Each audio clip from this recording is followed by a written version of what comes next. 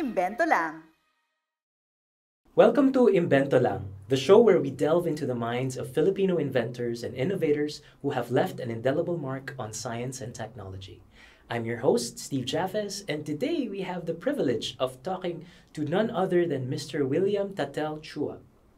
He's a graduate of civil engineering at Catanduanes State University, has 22 years of experience as a telecommunications professional who worked on cell site construction and upgrades both here and abroad, particularly in Iran and Mozambique.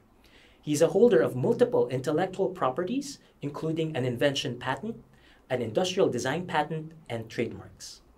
Currently, he's a member of the board of directors of Filipino Inventors Society, and his technology has garnered several awards and prizes from multiple contests and competitions. He is the founder and inventor of Manila Block. Samahan niyo kami as we uncover the stories of Filipino inventors. This is Imbento Lang. Stay tuned for our conversation with Mr. William Chua. Hi Sir William, welcome to the show. Thanks for joining us today despite na alam ko pong busy ang inyong schedule. Thank you for the invitation, Steve. I know in-introduce ko po kayo kanina sa ating mga listeners, but could you tell me more about yourself, sir? And ano ang masasabi niyong invention or discovery na most associated kay William Chua? Ayan. So, I'm William Chua. I'm the inventor of Manila Block, interlocking wall blocks. So, ito ay direct replacement sa ating common concrete hollow blocks o yung CHB, wherein ginawa ko siya in a sense na pwede mo siyang gamitin as a regular CHB rin or gagawin mo siyang interlocking. So, yung hollow block natin, naging dalawa ang function. And ano po ang naging inspirasyon niyo or motivation para maimbento ang ganitong technology? So, yung nakatanggap kasi kami ng parang message from the Philippines sa family ni Mrs. na magpapabakod sila sa Bambang Nueva Vizcaya, yung property Babakuran. Tinanong ako, papaano mapapabilis or makaka-make sure na tama yung budget or hindi masasayang yung pera sa pagpapabakod since ang work ko naman kasi talaga is gumawa ng mga cell sites, so nagbabakod din kami. So, ang sinabi ko kay Mrs., yung mga skilled labor, mahihirapan tayong kumuha kasi malit lang yung project, hindi tatagal yung tao. At the same time, mas expensive sila. So, mga gagamit lang namin na tao is mga labor lang, yung mga nandun lang sa lugar. So, ang nirecommend ko kay Mrs., we need to improve yung hollow block. Para kahit na ang isang laborer ay hindi skilled or wala siyang background sa construction, magiging madali sa kanyang paggamit. So parang parang DIY or do it yourself. Basta kaya mo siyang buhatin, kaya mo siyang ilagay, pwede mo na siyang iwan. So doon nagsimula yung concept na siguro pwede nating i-improve yung CHB. So basically, it addresses po yung without the highly skilled na masonry, kaya ni Manila Block na ma-address itong good quality na build if they use it. Sir, anong pagkakaiba nito sa isang ordinary hollow block tsaka yung Manila Block, sir? Yung ordinary hollow block kasi natin, if you will notice, minsan may mga difference siya sa dimensions and then para magbabind or magkakapit-kapit sila, kinakailangan yung nasa bottom layer, lalagyan mo pa siya ng cement mortar dito sa ibabaw and then bago ka magpapatong ng bago. And then, kasi karamihan sa mga hollow blocks natin is running band. So, running band, ibig sabihin nun, yung isa, overlapping sa kalahati ng block. Pagka gano'n ang ginawa mo sa hollow block, yung mga cells niya o yung butas, hindi sila nag-a-align. Nakalihis siyang ganyan. So, pagka nagbubuhos ka ng semento dito sa loob, minsan, hindi siya umabot sa baba. So, nagkakaroon ka ng mga bubbles. So, pagka nagdi-drill ka sa walls, minsan magugulat ka, tumatagos yung drill bit kasi meron kang airspace or vapor voids. And then, nauso naman ngayon yung mga blocks na patong-patong talagang ganyan. Tawag nila doon, stock band. So, kay Manila Block, since ang ginawa ko is apat na yung ginawa kong butas, so any configuration na gawin mo, yung mga butas niya, yung mga cells niya, laging nag-a-align. Align. So parang nagkakaroon ka ng malilit na poste sa loob, basta nagbuhos ka ng semento, dire-diretso rin siya hanggang sa ilalim. May mga structural benefits din pala yun, sir. Compared dun sa misalignment ng mga ordinary hollow blocks, ano, sir? Sir, can you describe po yung moment or yung instance po na talagang nakakome up kayo ng interlocking blocks? Were there any different versions, sir, before kayo nakakome up sa final product? Sa Africa kasi, doon ko unang nakita yung gumagamit sila ng mga interlocking blocks. Pero mga solid siya. Wala mga butas, wala mga bakal. Pero nagustuhan ko yung concept kasi ang ginagamit nila, yung material na galing mismo doon sa kung saan ka gumagawa, no? Yung mga lupang hinukay doon, nahaluan ng semento, then i-compress sa machine, pagka lumabas niya, parang adobe. Parang talagang blocks na talaga. Bubuhatin mo, papatong mo. Pero tinanong ko bakit wala kayong mga bakal? Doon lang sinabi sa akin na hindi pala sila gumagamit ng bakal kasi sa Africa, kasi landlocked sila, diba? Isang malaking kontinente. Na hindi nila na-experience yung mga earthquake katulad sa atin. Okay. So dahil doon, medyo nag-ano ko na hindi pwedeng gamitin sa Pilipinas to kasi walang bakal sa loob. And then yung bahay naman na tinutuluyan namin, kasi ang Mozambique kasi is dati silang sinakop ng mga Portuguese. Yung walls ng bahay, gawa siya sa clay. Pero yung clay niya, ang mga butas niya, naka-horizontal. So, pamilya din naman ako sa mga ganong construction, lalo na sa Europe, no? Nakikita ko rin naman na clay wall blocks ang ginagamit nila, and then may mga butas pero naka-horizontal. So, inisip ko, kung pagdikitin ko yung dalawa, i-combine ko siya, gawin kong interlocking, pero at the same time, yung thermal properties ng mga clay blocks o yung mga ginagamit ng mga European, magamit ko rin. So, magkakaroon ako ng market sa Africa, magkakaroon ako ng market sa Europe, at sa Pilipinas, magiging acceptable kasi malalagyan ko ng bakal. So, doon nagsimula ngayon yung pag-design concept na gawin ko yung Manila Block. Ano yung mga steps, sir, para makakame up kayo sa mga different concepts na to, sir? Did you start, sir, na mag-build agad? Or meron kayong prototype muna? Or laruan muna? Paano ba ang process nun, sir? Ako kasi, mahilig ako maglaro ng Lego, no? Mhm. So, familiar na ako sa Lego. Pero malakas yun yung imagination ko. So, ang ginagawa ko, inimagine ko lang siya. Tapos, parang sinisimulate ko. Ako kasi malakas ang imagination ko. So, parang gumagawa ko ng laruan sa isip ko. Sinisimulate ko kung paano siya gawin, paano mo siya hawakan. Okay. So, Sir William, na-mention nyo kanina about Legos and parang you were playing it in your mind or even physically, perhaps. Could you tell me more about that, sir? Okay, kasi simula pagkabata, mahilig na akong maglaro ng Lego. So, since ang Lego naman is you do with your own imagination, di ba? But, yung Lego kasi, meron siyang particular shape. So, yung shape na yon, you need to learn how to maximize. Kasi tulad yan, may Lego na square block, meron mga rectangular block. So, pagka pinagsama-sama mo yon, you can build some structures. Pero yung structures na yon will still be dependent on how you will use the part. Kaya, medyo siya no? Medyo tricky kasi sometimes, gumagawa kami ng kotse, gumagawa kami ng bahay.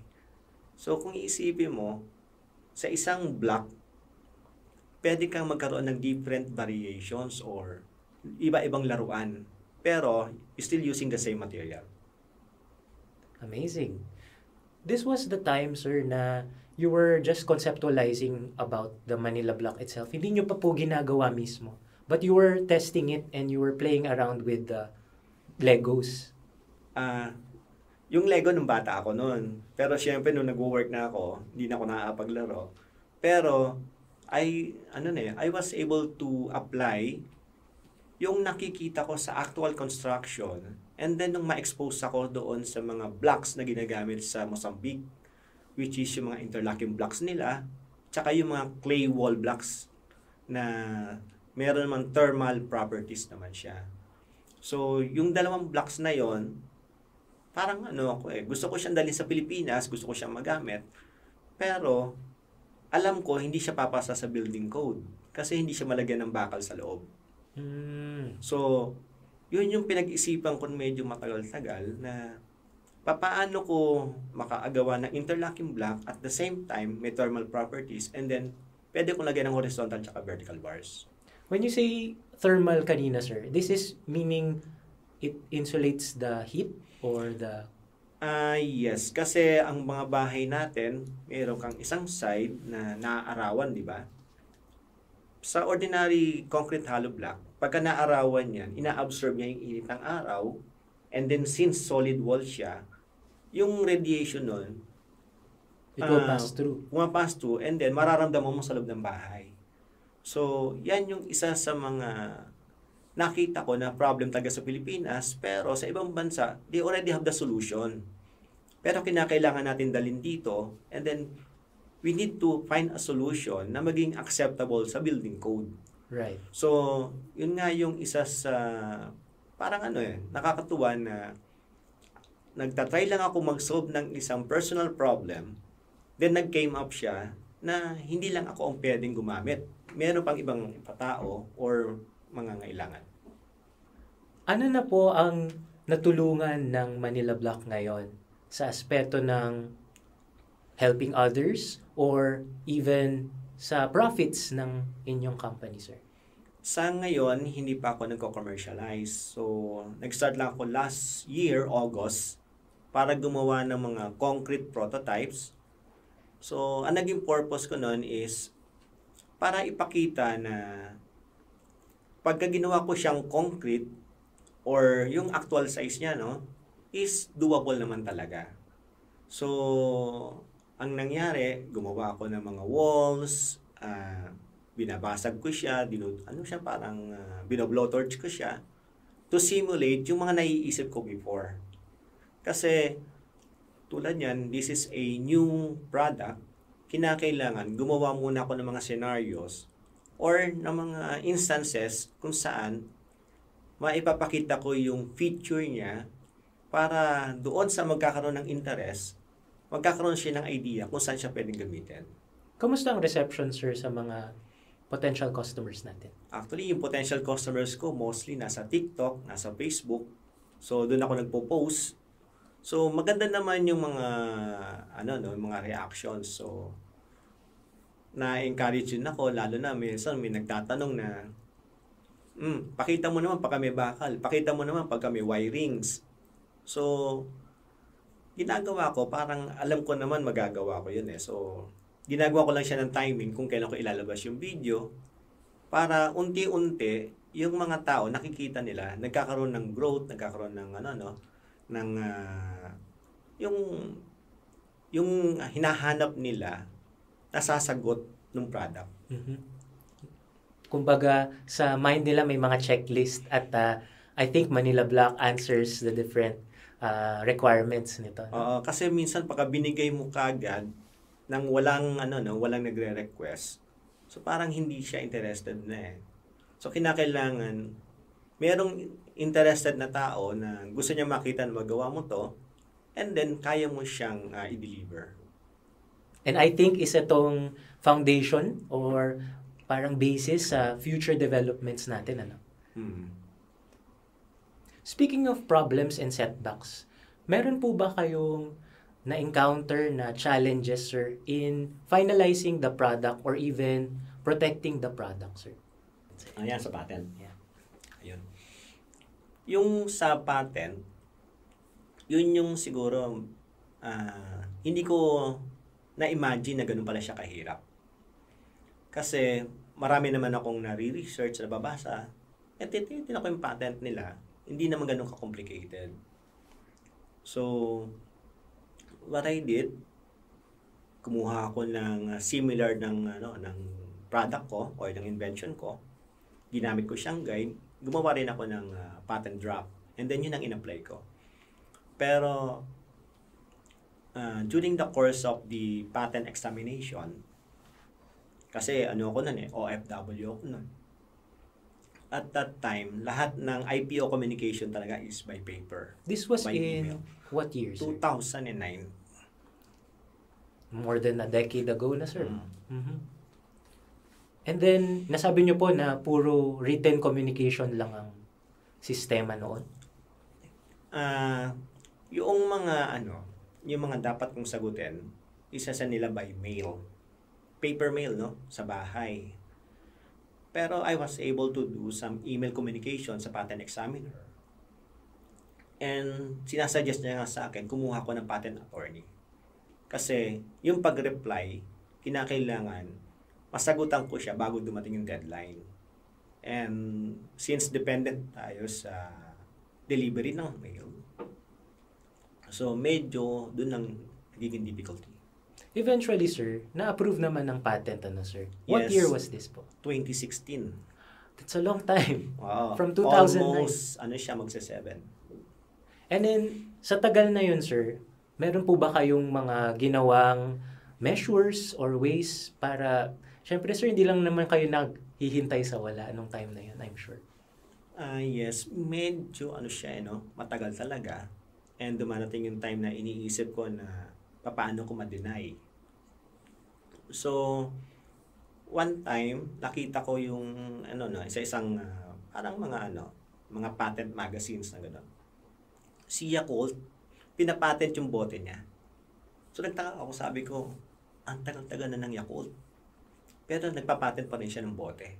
The iconic shape, sir, ng Yakult, So, sabi ko dun sa patent attorney, gusto ko rin yan. Sabi niya, pagka ginawa natin yan, mas mabilis. Pero industrial design. And how long did that take, sir, when you applied for it and then na-approve? Siguro less than 2 years yung industrial design. Mabilis nga, sir. Nauna pa yung industrial design Yes. na ma-approve kaysa sa patent. Mm. Okay. Interesting. Nagbalik tayo, sir, na ma-mention nyo yung inyong misis sa, parang as a big part of your invention or your design process, sir. Ano yung mga role niya sa, ano pa yung iba niyang role sa pag-contribute dito, sir, sa technology?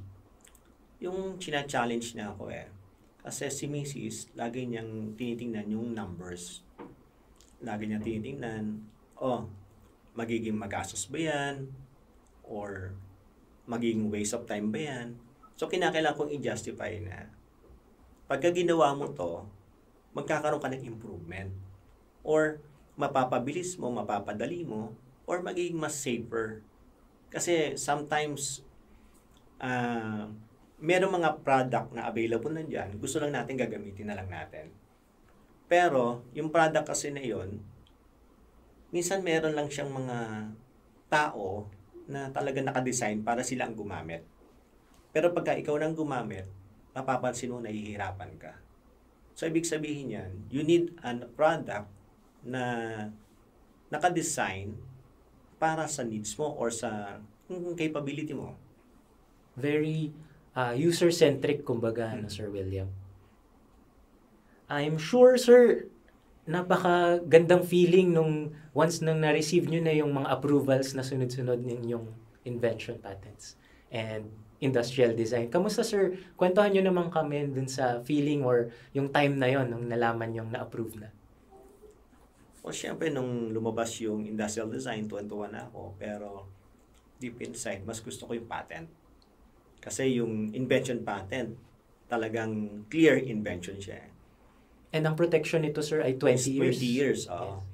Pero yung 20 years na yon, medyo masakit din kasi nalaman ko, magsisimula pala yung 20 years on the day na nag-file ka. So, 2009. Nakain niya na, sir, halos kalahati. So, halos malaki ang kinain nung sa patent review para doon sa invention. Kung ito turn back natin, sir, yung time or kung makakabalik kayo sa time ng final nyo, would you do things differently, sir? Anong iibahin nyo, sir, kaya? Hindi ko na makokontrol yung sa IPO eh. Pero I think what I should have done nung makuha ko yung mga patents, nag-commercialize kagad ako. Kasi doon ko lang makikita na talagang may mga taong makakagamit or kasi noong time na yun, OFW ako, so may funding pa akong available, di ba? Pwedeng gamitin. Mm-hmm. And siguro, sir, ngayon, looking at it now, from the future perspective naman, sir, is there any developments on Manila Block that you plan to do, sir? Marami. Kasi lalo-lalo na ngayon, maraming mga new materials na lumalabas. And sa patent ko naman, clearly, in-state ko doon na Manila Block can be used on different construction scenarios, no? Pati different construction materials. So, interested ako na magamit ko yung mga new materials na nagiging available ngayon for construction. And anong next, sir, aside from the Manila Block? Meron kayong ina-explore na mga technologies? Isa sa technology na pinag-aaralan ko ngayon is yung pag-generate ng energy, especially dito sa Philippines, no? So, tayo, maraming tubig, maraming tayong dagat, maraming ilog. So, yung power generation coming from the water resources natin. And then, yung isa naman is yung sa health. Tulad dito ngayon, no? So, meron kasi akong allergy na kamisa para akong inuubo. So, gusto ko ring isolve yung problem ko na I think hindi lang ako yung may ganitong nararamdaman. And you're partnering, sir, with different people for this Yun project? ang kagandahan sa society ng Filipino Inventor Society, no? So, marami tayong makikilala doon na ang field din nila is merong specific, meron ding broad. Mm-hmm. So,